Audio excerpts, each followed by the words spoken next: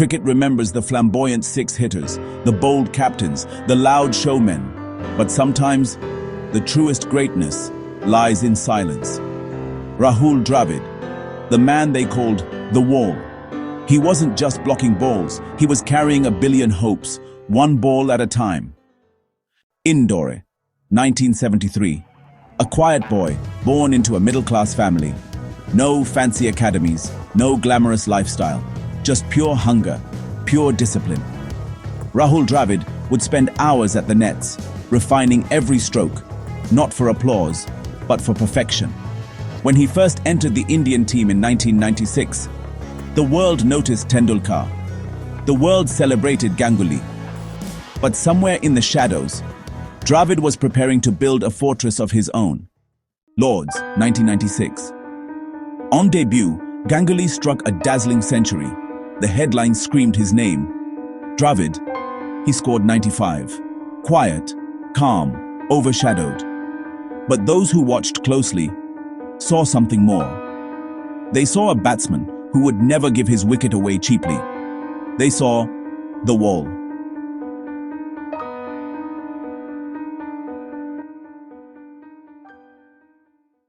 Dravid wasn't just a batsman, he was a servant of Indian cricket. When the team needed an opener, he opened. When the team needed a wicket-keeper, he kept. When the team needed a leader, he led. Every role, he embraced, without complaint, without ego. Unlike many greats, Dravid's career wasn't about him.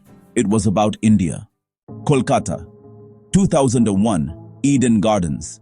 The match that changed Indian cricket forever. Laxman's 281 is remembered, but alongside him, Rahul Dravid stood tall for 180, ball after ball, hour after hour. Australia broke down, India rose. That partnership wasn't just about runs, it was about defiance, about faith.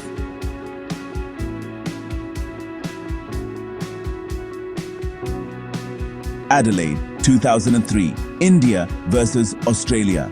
In their own fortress, Rahul Dravid scripted a double century. India won their first test in Australia in over 20 years. It wasn't Sachin, it wasn't Sehwag, it was Dravid, the Wall, conquering the hardest battleground. Yes, Dravid captained India. Yes, he won series in the West Indies and England, but history rarely speaks of it. Why? Because Dravid wasn't a headline grabber.